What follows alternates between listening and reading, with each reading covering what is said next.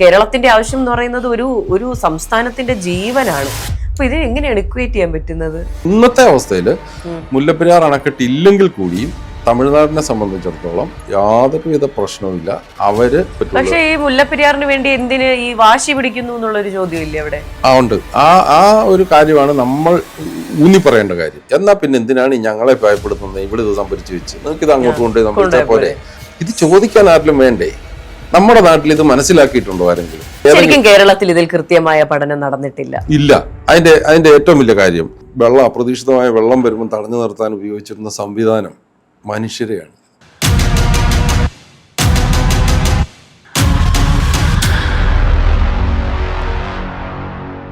അത് ബ്രിട്ടീഷ് എഞ്ചിനീയറായ ഒരു മാക്കൻസിയുടെ history of the Periyar dam എന്ന് പറയുന്ന ഒരു ഡോക്യുമെൻ്റാണ്. അതിൽ പറയുന്നൊരു കാര്യമുണ്ട്.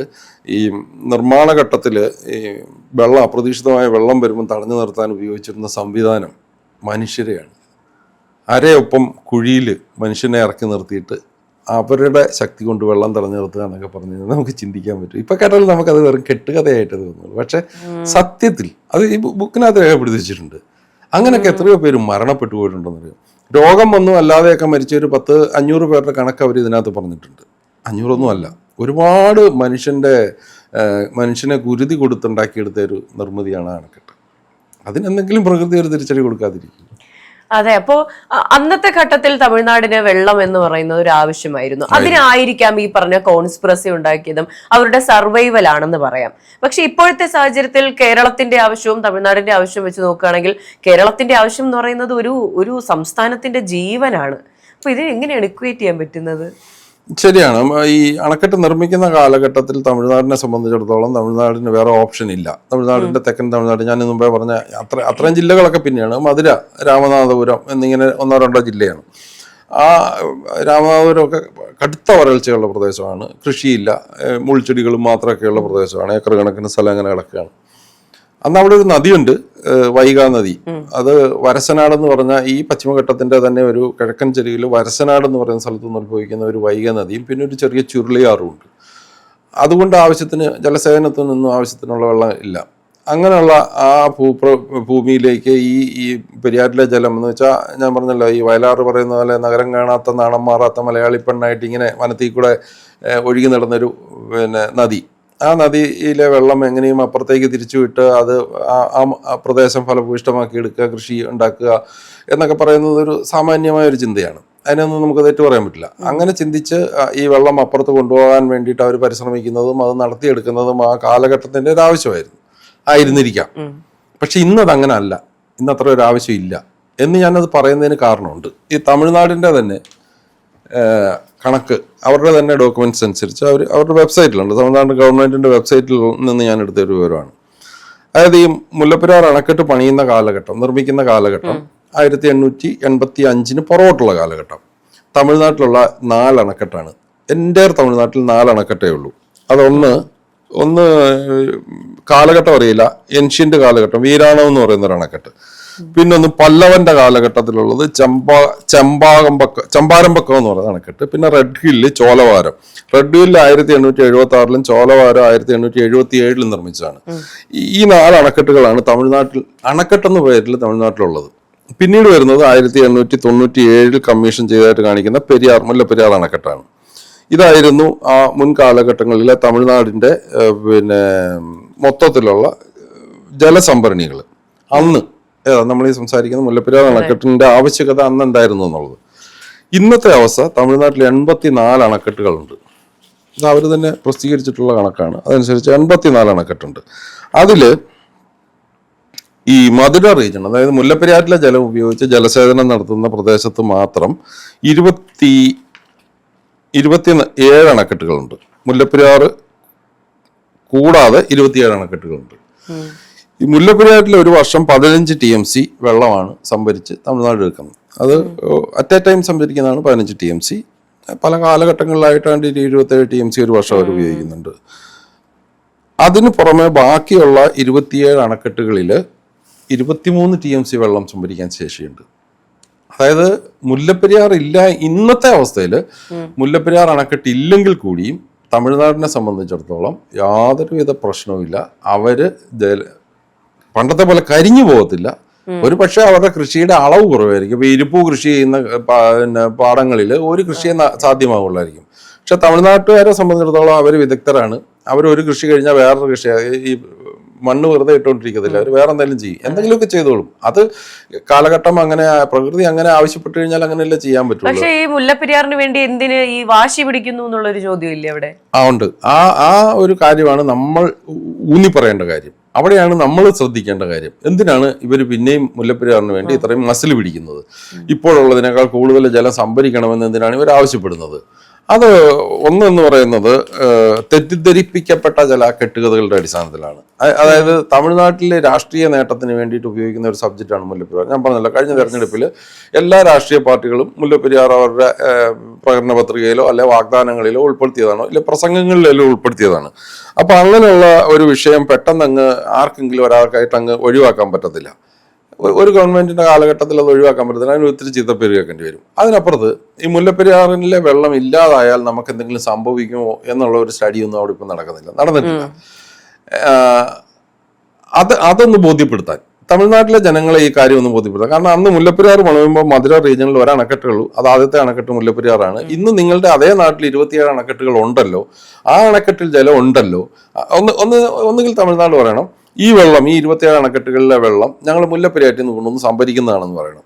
അവിടെയും നമുക്കൊരു മറുചോദ്യമുണ്ട്. എന്നാൽ പിന്നെ എന്തിനാണ് ഞങ്ങളെ ഭയപ്പെടുത്തുന്നത്? ഇവിടെ ഇത് സംഭരിച്ചു വെച്ച് നിങ്ങൾക്ക് ഇത് അങ്ങോട്ട് കൊണ്ടുപോയി സംഭരിച്ചാൽ പോരെ? ഇത് മുല്ലപ്പെരിയാറ്റിലെ വെള്ളമല്ല, ഇത് അവരുടെ സോഴ്സാണ്. അപ്പോഴും നമുക്ക് ചോദിക്കാം, എന്നാൽ പിന്നെ എന്തിനാ ഞങ്ങളെ ഉപദ്രവിക്കുന്നത്? നിങ്ങൾക്ക് ആ വെള്ളം എടുത്താൽ പോരെ, അതെടുത്ത് ഉപയോഗിച്ചാൽ പോരെ നമുക്ക് ചോദിക്കാം. ഇത് ചോദിക്കാൻ ആരെങ്കിലും വേണ്ടേ?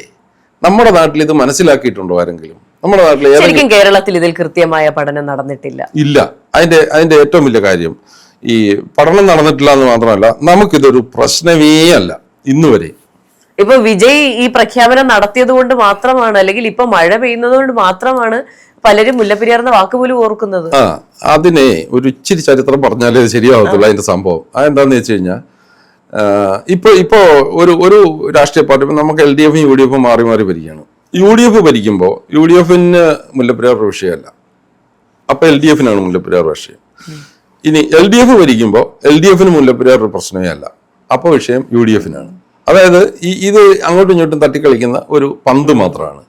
എന്നാൽ ഈ പറയുന്ന LDF-നും UDF-നും മുമ്പ് രാജാക്കന്മാർക്ക് ഇത് വിഷയമായിട്ടുണ്ട്. 1907 മുല്ലപ്പെരിയാറിന്റെ പേരിൽ ആദ്യത്തെ തർക്കം തുടങ്ങുന്നത്. ആ തർക്കം തുടങ്ങാനുള്ള കാരണം, ഈ 1907 അപ്രതീക്ഷിതമായ ഒരു ഫ്ലഡ് വന്നു.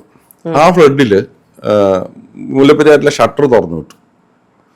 വേറെ അതിനിടയിൽ ഒരു കാര്യം ബ്രാക്കറ്റ് ഇട്ട് പറയാം.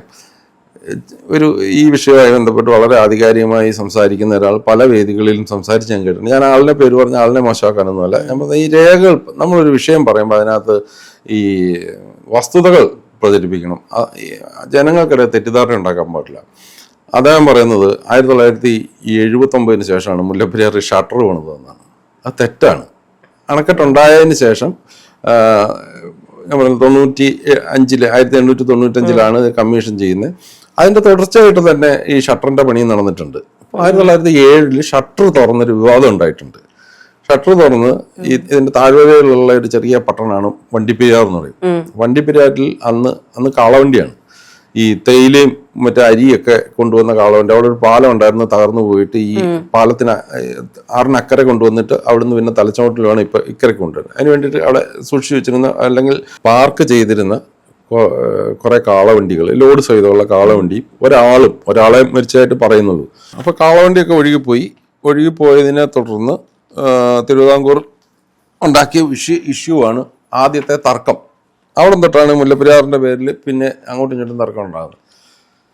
അതിന് പിന്നീട് ഈ ചോർച്ച സംബന്ധിച്ച് അത് ഇപ്പോഴത്തെ ആരുടെയും രാഷ്ട്രീയ താല്പര്യങ്ങളോ ഉമ്മാക്കിയോ ഒന്നുമല്ല. 1928 ബ്രിട്ടീഷ് എഞ്ചിനീയറാണ് ആദ്യമായിട്ട് മുല്ലപ്പെരിയാറിന്റെ ചോർച്ച കണ്ടെത്തുന്നത്. 1928 ഒക്ടോബർ മാസം 17 മുതൽ 26 വരെ ഡാം ഇൻവെസ്റ്റിഗേറ്റ് ചെയ്ത LH ഗർജ് എന്ന് പറയുന്ന ബ്രിട്ടീഷ് എഞ്ചിനീയറാണ് ഇതിന്റെ ചോർച്ച ആദ്യമായി കണ്ടെത്തുന്നത്. അതായത് പഴയ സുർക്കി ഡാം. ഇന്ന് ആ സുർക്കി ഡാമിന് പുറമെ ഒരു കോൺക്രീറ്റ് ബാക്കിംഗ് കൊണ്ട് അങ്ങനെ കുറെ അഡീഷണൽ നിർമ്മാണങ്ങളൊക്കെ നടത്തിയിട്ടുണ്ട്. അപ്പോൾ അന്ന് അത് കണ്ടുപിടിച്ച് കഴിഞ്ഞിട്ട് അതിന് ചോർച്ച അടയ്ക്കലും പരിപാടികളും ഒക്കെ പിന്നീട് നടക്കുന്നുണ്ട്. ഒരു 45 ടൺ സിമെന്റ്. ഇവിടെ ഒരു രസകരമായ സാധനമുണ്ട്. ഈ സുർക്കിയിൽ കാലാകാലം നിലനിന്നോളൂ, അതിന് വലിയ കുഴപ്പമൊന്നുമില്ല എന്നൊക്കെ പറയുന്നവർ ഇപ്പോഴും നമ്മുടെ ഇടയിലുണ്ട്. പക്ഷേ ഈ ഡാം നിർമ്മിച്ചു കഴിഞ്ഞിട്ട് 30 വർഷത്തിന് ശേഷം ഈ ചോർച്ച കണ്ടെത്തിയപ്പം സുർക്കി അല്ല അടയ്ക്കാൻ ഉപയോഗിച്ചത്, സിമെന്റാണ്. 45 ടൺ സിമെന്റ് ഉപയോഗിച്ചിട്ടാണ് അടച്ചത്. വീണ്ടും 1960 കാലഘട്ടത്തിൽ വീണ്ടും ഇതുപോലെ വളരെ രൂക്ഷമായ ചോർച്ച കണ്ടെത്തി. അതിന് 10,066 ചാക്ക് സിമെന്റ് 1961നും 65നും ഇടയ്ക്ക് ഈ ഡാമിന് പല സ്ഥലത്തും അതിൻ്റെ ബോഡിയിൽ ഡ്രില്ല് ചെയ്തിട്ട് സിമെന്റ് ഗ്രൗട്ട് ചെയ്തിട്ടുണ്ട്. ചെറിയ തോതിലൊന്നുമല്ല, 10,066 ചാക്ക് സിമെന്റ് ഉപയോഗിച്ചിട്ടാണ് അത് ഗ്രൗട്ട് ചെയ്ത് നിർത്തി. എന്ന് വെച്ചാൽ ഈ ഓട്ട ഉണ്ടാകുക, ഓട്ട അടയ്ക്കുക, ഇങ്ങനെ ചെയ്തുകൊണ്ടിരുന്നു. ആ കാലഘട്ടത്തിലൊന്നും നമ്മളാരും ഇത് അറിയുന്നില്ല. ഈ 60-65 കാലഘട്ടം എന്നൊക്കെ പറയുന്നത് ആഫ്റ്റർ ഇൻഡിപെൻഡന്റാണ്. പക്ഷെ ഇവിടുത്തെ ജനാധിപത്യ ഗവൺമെന്റ് ഒന്നും ഇതൊന്നും ശ്രദ്ധിക്കുന്ന പോലുമില്ല. ഇത് എങ്ങനെ ശ്രദ്ധിച്ചു എന്ന് ചോദിച്ചാൽ, ഏതാണ്ട് ഒരു ആദ്യത്തെ പത്രവാർത്ത, ഇതിന് മുല്ലപ്പെരിയാറിനെ സംബന്ധിച്ച് ആദ്യത്തെ പത്രവാർത്ത വരുന്നത്, അതായത് ആദ്യം ഈ മുല്ലപ്പെരിയാറിനെ സംബന്ധിച്ച് കേരളത്തിന്റെ ശ്രദ്ധയിലേക്കോ അല്ലെങ്കിൽ ജനങ്ങളുടെ ശ്രദ്ധയിലേക്കോ വരുന്ന ഒരു സ്വാതന്ത്ര്യത്തിന് ശേഷം ഇഷ്യൂ ജനങ്ങളുടെ ശ്രദ്ധയിലേക്ക് വരുന്നത് 11/5/1962 ടൈംസ് ഓഫ് ഇന്ത്യ, ബോംബെയിൽ നിന്നുള്ള ടൈംസ് ഓഫ് ഇന്ത്യയിൽ ഒരു റിപ്പോർട്ട് വരുവാണ്. മുല്ലപ്പെരിയാർ ഡാമിലെ സുർക്കി ഒക്കെ ഒലിച്ചു പോയിട്ടുണ്ട്, അപകടകരമായ അവസ്ഥയിലാണ്, ചോർച്ചയുണ്ടെന്ന് പറഞ്ഞിട്ട് റിപ്പോർട്ട് വരികയാണ്. അതിനുശേഷം അവിടെ ഒരു പഠനം നടത്തി. 62 ശേഷം നടന്ന പഠനത്തിന്റെ ഫലമായിട്ടാണ് ഞാൻ ഈ പറഞ്ഞ മുമ്പ് ഉപയോഗിച്ച 10,000 ചാക്ക് സിമെന്റും ഒക്കെ ഉപയോഗിച്ചത്. പിന്നെ ഇതങ്ങ് സൈലന്റ് ആയിപ്പോയി. ഇപ്പോഴത്തേനേക്കാൾ കൂടുതൽ സൈലന്റ് ആയിപ്പോയി. ദീർഘകാലത്തെ സൈലൻസ് ആയിരുന്നു. പിന്നെ വരുന്നത് 1979 16/10/1979 മലയാള മനോരമയിൽ PJ കുര്യാക്കോസ് ഒരു ലേഖനം മുല്ലപ്പെരിയാറിനെ കുറിച്ച് വരികയാണ്.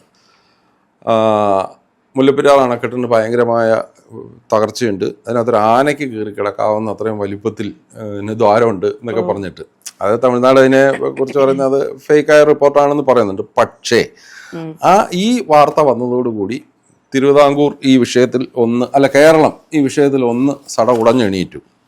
അന്ന് കേരളത്തിന്റെ നിയമസഭയിൽ 1979 ഒക്ടോബർ മാസം 23 തീയതി PC ജോസഫ് ഒരു സബ്മിഷൻ അവതരിപ്പിച്ചു. PC ജോസഫ് MLA നിയമസഭയിൽ സബ്മിഷൻ അവതരിപ്പിക്കുക. എനിക്ക് തോന്നുന്നു മുല്ലപ്പെരിയാറിന്റെ ചരിത്രത്തിൽ ആദ്യമായിട്ട് കേരളത്തിന്റെ നിയമനിർമ്മാണ സഭയിലേക്ക് ഈ ചർച്ച വരുന്നത് ഇതാണെന്നാണ് എൻ്റെ നിലവിലുള്ള അറിവ്. ഞാൻ പുറകിൽ വരാൻ സാധ്യത കുറവാണ്. എന്തായാലും ഈ പത്രവാർത്തയെ തുടർന്നിട്ടാണ് വളരെ വിശദമായൊരു സബ്മിഷൻ വരുന്നു. ആ സബ്മിഷൻ അന്ന് മുഖ്യമന്ത്രി CH മുഹമ്മദ് കോയയാണ്. CH മുഹമ്മദ് കോയ വെറും 2 മാസം മാത്രം കേരളത്തിന്റെ മുഖ്യമന്ത്രി ആയിരുന്നയാളാണ്. ഒരു കാര്യം അഡീഷണൽ പറയാതിരിക്കാൻ നിവർത്തിയില്ല. ഈ മുല്ലപ്പെരിയാർ വിഷയം കൊളവാക്കിയതൊരു മുഖ്യമന്ത്രിയാണ്. അത് C അച്യുതമേനോനാണ് 1970. ഈ വിഷയത്തിൽ എന്തെങ്കിലും ഒരു സ്റ്റെപ്പ് പോസിറ്റീവായിട്ട് സ്റ്റേറ്റിന് വേണ്ടി പോസിറ്റീവായിട്ട് എടുക്കാൻ കഴിഞ്ഞിട്ടുണ്ടെങ്കിൽ അത് ഈ 2 മാസം മാത്രം മുഖ്യമന്ത്രിയായിരുന്ന CH മുഹമ്മദ് കോയയ്ക്ക് മാത്രമാണ്. ബാക്കി ഈ കാലഘട്ടങ്ങളിൽ ഒരു മുഖ്യമന്ത്രിമാർക്ക് ഇതിനകത്ത് പലതും പ്രഖ്യാപനം നടത്താൻ പറ്റിയിട്ടുണ്ട്. പക്ഷെ എന്തെങ്കിലും പറഞ്ഞതൊന്ന് പാലിക്കാൻ വേണ്ടി കഴിഞ്ഞത് CH മുഹമ്മദ് കോയയ്ക്ക് മാത്രമാണ്.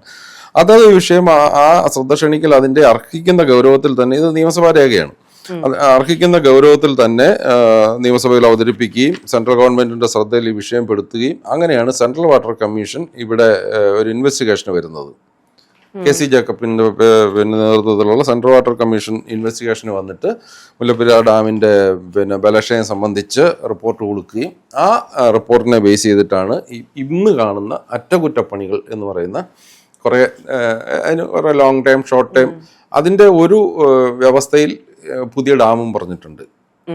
ഈ തൽക്കാലം ഈ പ്രശ്നം പരിഹരിക്കാൻ ചെയ്യേണ്ട അന്നാണ് വാട്ടർ ലെവൽ 136, 145 നിന്ന് ആദ്യം 154 വരെ സംഭരിച്ചിട്ടുണ്ട്.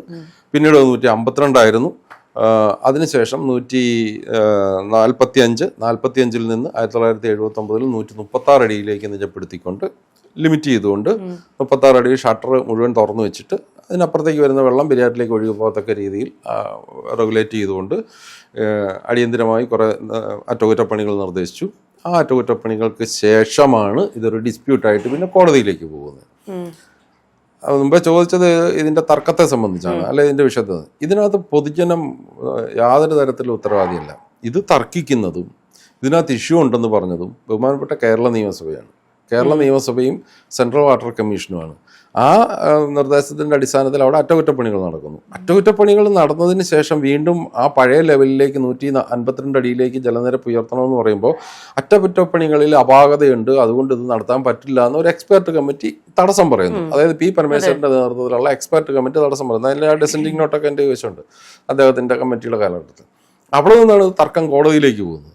അപ്പോൾ ഈ അണക്കെട്ടിനെ സംബന്ധിച്ച് ജനങ്ങൾ വെറുതെ അല്ലെങ്കിൽ മാധ്യമങ്ങൾ പെരുപ്പിക്കുന്ന പ്രശ്നമാണ്, അല്ലെങ്കിൽ ഒരു വിഭാഗം ജനങ്ങൾ താല്പര്യം കൊണ്ട് പറയുന്നതാണ്, അവിടെ ഒരു കുഴപ്പവും ഇല്ലെന്ന് പറയുകയാണെങ്കിൽ ഗവൺമെൻറ് എടുക്കേണ്ട ഒരു തീരുമാനമുണ്ട്.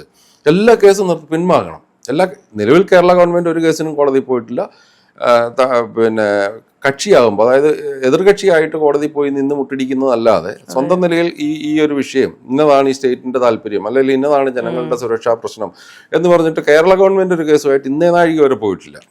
അവര് കൊടുക്കുന്ന കേസിനെ ഡിഫെൻഡ് ചെയ്യാണ്. ആദ്യത്തെ 2 കേസ്, ആദ്യം 2006 വിധിയായ കേസ്, ആ കേസിന് തുടക്കമിടുന്നത് മുല്ലപ്പെരിയാർ എൻവയോൺമെന്റൽ പ്രൊട്ടക്ഷൻ ഫോറം എന്ന് പറയുന്ന ഒരു സംഘടനയാണ്. ആ സംഘടന കൊടുക്കുന്ന പരാതിയുടെ പിന്നെ അവരുടെ പ്രയർ തന്നെ ഈ ജലനിരപ്പ് ഉയർത്തിയാൽ അവിടെ ഉണ്ടാകുന്ന പാരിസ്ഥിതിക പ്രശ്നങ്ങളെ കുറിച്ചായിരുന്നു. അവിടുത്തെ കുറേയേറെ പ്രദേശം വനം വെള്ളത്തിലാകും എന്ന് തുടങ്ങിയിട്ടുള്ള തീരെ ദുർബലമായ, അല്ലെങ്കിൽ കോടതിയിൽ ചെന്നാൽ പരാജയപ്പെടുമെന്ന് ഉറപ്പുള്ള ഒരു വിഷയമായിരുന്നു. കാരണം ഈ 8000 ഏക്കർ പാട്ടത്തിന് കൊടുത്തിരിക്കുകയാണ്. ആ പാട്ടഭൂമിയിലാണ് 152 അടി വെള്ളം സംഭരിക്കുന്നത്. അതിൽ നിന്നൊരു പ്രത്യേക സാഹചര്യത്തിൽ 136 കുറയ്ക്കുന്നു. അതൊരു 10-30 വർഷം ആ കുറഞ്ഞ ലെവലിൽ നിൽക്കുന്നു. ആ 30 വർഷം കൊണ്ട്, അല്ലെങ്കിൽ ആ കാലഘട്ടത്തിൽ ഈ വെള്ളം താഴ്ന്നു നിന്ന പ്രദേശത്ത് കുറേ മരങ്ങളും വെജിറ്റേഷനും ഉണ്ടായിട്ടുണ്ട്. വീണ്ടും അത് അറ്റകുറ്റപ്പണി നടത്തിയതിന് ശേഷം 152 ഉയർത്തുമ്പോൾ ഈ വെജിറ്റേഷൻ വെള്ളത്തിനടിയിലായി പോകുമെന്ന് പറയുന്നതിനകത്ത് വല്ല യുക്തിയുണ്ട്? അത് ഓൾറെഡി അവർക്ക് പാട്ടം കൊടുത്തിരിക്കുന്ന ഭൂമിയല്ലേ. അപ്പൊ അവിടെ അതല്ലായിരുന്നു തർക്കം. അവിടെ ഉന്നയിക്കേണ്ടത് ഡാമിന്റെ സേഫ്റ്റിയെ കുറിച്ചായിരുന്നു. ഡാമിന്റെ സേഫ്റ്റിയെ കുറിച്ചല്ല എൻവയോൺമെന്റൽ പ്രൊട്ടക്ഷൻ ഫോറം കേസിന് പോയത്. അവർ കേരള ഹൈക്കോടതിയിൽ കൊണ്ടൊരു കേസ് കൊടുത്തു. അതുകൊണ്ട് ഡാമിലെ ജലനിരപ്പ് ഉയർത്താൻ പാടില്ല എന്ന് പറഞ്ഞിട്ട്. ഇതേ സമയം തമിഴ്നാട്ടിൽ അപ്പുറത്ത് ഈ അറ്റകുറ്റപ്പണിയെല്ലാം തീർന്ന സ്ഥിതിക്ക് ജലനിരപ്പ് ഉയർത്തണമെന്ന് ആവശ്യപ്പെട്ടുകൊണ്ട് തമിഴ്നാട്ടിൽ ഈ 5 ജില്ലാ കർഷക കൂട്ടായ്മ എന്ന് പറഞ്ഞൊരു സംഘടനയുണ്ട്. അവരുടെ നേതൃത്വത്തിൽ മദ്രാസ് ഹൈക്കോടതിയിൽ കൊണ്ടുപോയി, മധുര ബെഞ്ചിൽ കൊണ്ടുപോയി അവരും ഒരു കേസ് കൊടുത്തു. അപ്പോൾ ഈ 2 സ്റ്റേറ്റുകൾ തമ്മിലുള്ള തർക്കം 2 ഹൈക്കോടതികളിൽ കേസ് നടന്നാൽ അതിനകത്തൊരു ശാശ്വതമായ ഒരു നീതിയുക്തമായ വിധി ഉണ്ടാകുക എന്ന് പറഞ്ഞ് സുബ്രഹ്മണ്യ സ്വാമിയാണ് സുപ്രീം കോടതി പോകുന്നത്. സുബ്രഹ്മണ്യ സ്വാമി സുപ്രീം കോടതി പോയിട്ട് ഗവൺമെന്റ് ഓഫ് ഇന്ത്യ എതിർകക്ഷിയാക്കി കേസ് ഫയൽ ചെയ്തു. ആ കേസിലാണ് 2006 കേരളം ആദ്യത്തെ തിരിച്ചടി വാങ്ങുന്നത്. പരാജയപ്പെട്ടു. അത് പിന്നെ കക്ഷിയാണല്ലോ. കേരളത്തിനും നോട്ടീസ് അയക്കുന്നു, കേരളം അഫിഡവിറ്റുകൾ ഫയൽ ചെയ്യുന്നു, വാദിക്കുന്നു, തർക്കിക്കുന്നു. തുടക്കം ഇടുന്നതാണ് പരിസ്ഥിതി പ്രശ്നം. പിന്നെ ഇടയ്ക്കിടയ്ക്ക് ഇങ്ങനെ വിഷയങ്ങൾ മാറ്റി മാറ്റി പറയാൻ നമ്മൾ നിർബന്ധിതരാകുകയാണ്. അതല്ല പ്രശ്നം, ഡാമിന്റെ ബലക്ഷയമാണ് പ്രശ്നം, കരാറാണ് പ്രശ്നം, ഇങ്ങനെ വായി തോന്നുന്നൊക്കെ പിന്നീട് അങ്ങ് വാദിക്കുക. അതാണ് നിലനിൽപ്പ്, പിടിവള്ളി എന്നുള്ള നിലയിലാണ്. ആ സമയത്ത് ഒരു ഹർജിയാണ് നമ്മൾ അങ്ങനെ ഫയൽ ചെയ്യുന്നതെങ്കിൽ നമുക്കെന്നും അതിൽ ഉറച്ചു നിൽക്കാം.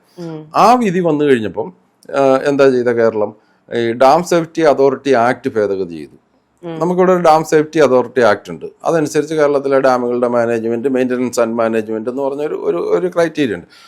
ആ നിയമത്തിലൊരു ഭേദഗതി വരുത്തിയിട്ട് കേരള സംസ്ഥാനത്തിന്റെ ഭൂപ്രകൃതിക്കകത്തുള്ള എല്ലാ അണക്കെട്ടുകളുടെയും നിയന്ത്രണം കേരളത്തിനാണ് എന്ന് പറഞ്ഞിട്ട് ഈ മുല്ലപ്പെരിയാറിനെ കൂടെ അതിനകത്തേക്ക് അങ്ങ് ഉൾപ്പെടുത്താൻ ശ്രമിച്ചു. യഥാർത്ഥത്തിൽ അത് കേരളത്തിന്റെ ഭൂമിയിലാണ് ഇരിക്കുന്നതെങ്കിലും അതിന്റെ മെയിൻ്റനൻസ് ആൻഡ് ഓപ്പറേഷൻ മുഴുവൻ തമിഴ്നാടിന്റെ ആണ്. നിർമ്മാണവും മെയിൻ്റനൻസും ഓപ്പറേഷനും എല്ലാം തമിഴ്നാടിന്റെ, അവരുടെ അധികാര പരിധിയിലാണ്.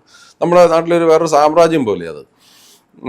ഞാനൊക്കെ ഒരു 100 വട്ടം മുല്ലപ്പെരിയാർ അണക്കെട്ടിൽ നേരിട്ട് പോയിട്ടുള്ള ആളല്ല, അല്ലാതെ പുറത്തു നിന്ന് കണ്ടിട്ടുള്ള ആളല്ല. 100 വട്ടം അവിടെ പോയി അതിന്റെ ഓരോ ഇഞ്ചിലൂടെയും നടന്ന് വെച്ചാൽ വെള്ളത്തിനകത്ത് ഇറങ്ങിയിട്ടില്ലെന്നുള്ളത്, അതിന്റെ പുറത്തുകൂടി നടക്കാതെ മനുഷ്യന് നടക്കാൻ സാധ്യമായ മുഴുവൻ സ്ഥലത്തു കൂടിയും ഒന്നിലേറെ തവണ പല ഇൻവെസ്റ്റിഗേറ്റർമാരുടെ ഒപ്പം പോയി നേരിട്ട് കണ്ട് മനസ്സിലാക്കിയ ഒരു സാധനമല്ല. ഞാൻ കേട്ടുകഴിവിയുടെ അടിസ്ഥാനത്തിൽ പറയുന്ന ആളല്ല.